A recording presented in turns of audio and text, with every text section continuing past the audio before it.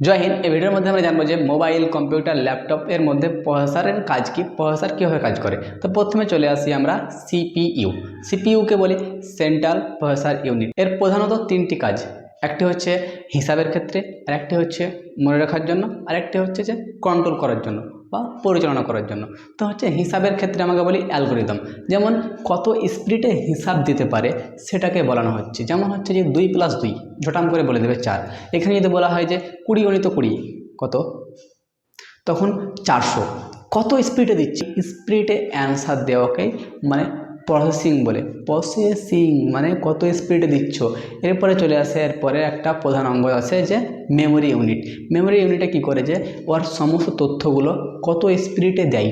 যেমন আমাকে যদি বলা হয়, যেমন আমি বলি এশিয়াতে কটি দেশ আছে, দেশের আমি সংখ্যা বলবো না, আমি নাম বলবো, এগুলি কত স্পিডে বলতে পারি। যেমন বলা আমরা বলতে পারি মালদ্বীপ, Sri Lanka, Bharat, Pakistan, Afghanistan, Nepal, Bhutan, Bangladesh, Myanmar, Thailand, Laos, Cambodia, Vietnam, Malaysia, Singapore, Brunei, Indonesia, Timor Leste, Philippine, Taiwan, China, Mongolia, উত্তর কোরিয়া, দক্ষিণ Korea, Japan, Kazakhstan, Kyrgyzstan, Tajikistan, Turkmenistan, Uzbekistan, তুর্কি, সাইপ্রাস, সিরিয়া, লেবানন, ইসরায়েল, ফিলিস্তিন, জর্ডান, মিশর, সৌদি আরব, Yemen, UAE, Qatar, Bahrain, Kuwait, Iran, Iraq.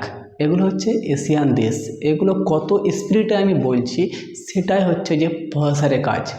এরপরে একটা control unit থাকবে। আমি যদি এমএক্স প্লেয়ার খুলি তো ক্যালকুলেটর যেমন না খুলে যায়, আমি যদি কম্পিউটারে এমএস ওয়ার্ড খুলি তেমন ভিডিও না চলতে লাগে।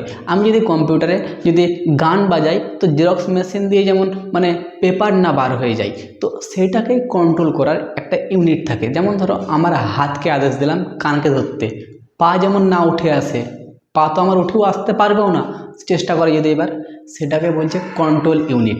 তাহলে একে শর্টকাট আমরা সেন্ট্রাল প্রসেসর ইউনিটকে বলি আমরা প্রসেসর, মানে কত স্পিডে কাজ করছে। এই প্রসেসর হচ্ছে একটা ছোট্ট একটা বিস্কুটের মতো।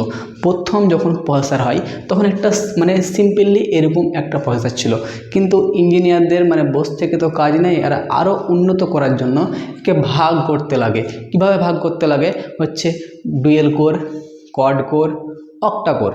মানে প্রথমে সিঙ্গেল ছিল একটা গোটা, তাকে সিঙ্গেলটাকে ওর মধ্যেই দুভাগে ভাগ করে দিলে ডুয়েল কোর হয়ে গেল। ওই দুভাগকে আবার 4 ভাগে ভাগ করে দিল, কোয়াড কোর হয়ে গেল। ওই 4 ভাগকে আবার 4 ভাগে ভাগ করে দিল, অক্টা কোর হয়ে গেল। প্রথম যখন যে প্রসেসর ছিল সিঙ্গেল, ওর একটা মানে ট্রানজিস্টার থেকে আরেকটা ট্রানজিস্টার দূরত্ব ছিল 843 ন্যানোমিটার। ট্রানজিস্টার মানে বুঝতে পারছো, যেই একে যদি জুম করা হয় তো এরকম দেখায় যে ছোট ছোট সিলিকনের মতো তার আছে, সেগুলোকে আমরা ট্রানজিস্টার বলি। মানে একটা ট্রানজিস্টার থেকে আরেকটা ট্রানজিস্টারের গ্যাপ হচ্ছে কত দূর। মানে যেমন বুঝতে পারলাম ট্রানজিস্টার কি, যেমন হচ্ছে আমার জামার সুতো, একটা সুতো থেকে আরেকটা সুতো কতখানি গ্যাপ, সেটাকে আমরা ট্রানজিস্টার বলছি। একটা ট্রানজিস্টার থেকে আরেকটা ট্রানজিস্টারের গ্যাপ ছিল 843। কিন্তু পরে এই ইঞ্জিনিয়াররা মানে গোছ করি এখন অক্টা করে 7 ন্যানোমিটার, একে বলি আমরা 7 ন্যানো টেকনোলজি ব্যবহার হচ্ছে, 7 ন্যানো টেকনোলজি। তাহলে প্রথমত ছিল সিঙ্গেল, তারপরে আমরা ডুয়েল ভাগ করলাম, 4 ভাগে ভাগ করলাম, এখন 8 ভাগে ভাগ হয়েছে। এর একটাই ফ্যাসিলিটি, এটি যত ভাগে ভাগ হবে তত ফাস্ট কাজ করবে আর তত ছোট হবে। আর এগুলোকে যদি আমরা যদি পরীক্ষা করতে চাই, দেখতে চাই, তো মাইক্রোস্কোপের প্রয়োজন হবে। কি হবে, যেমন এটা একটা ছোট্ট একটা কি হচ্ছে প্রসেসর, একে যদি আমি জুম করি, যদি জুম করার পর যদি আমি দেখি একে যদি, তো ভিতরে অনেকগুলো ট্রানজিস্টার আছে। এখন 7 ন্যানোমিটার মানে এত গ্যাপ আমরা দেখতে পারবো না, তাহলে তার জন্য আমাদেরকে মাইক্রোস্কোপ প্রয়োগ করতে হবে। বুঝতে পারলাম।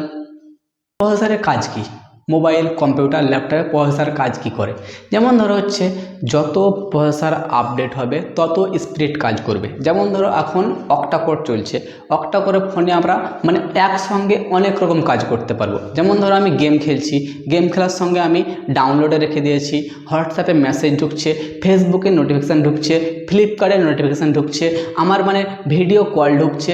মানে এগুলো একসঙ্গে যদি অনেকগুলো কাজ করে কিসে, এই করে অক্টা কোর কী করে নেয় যে ভাগ করে নেয়, যে এক কিছু আলাদা কাজ করে।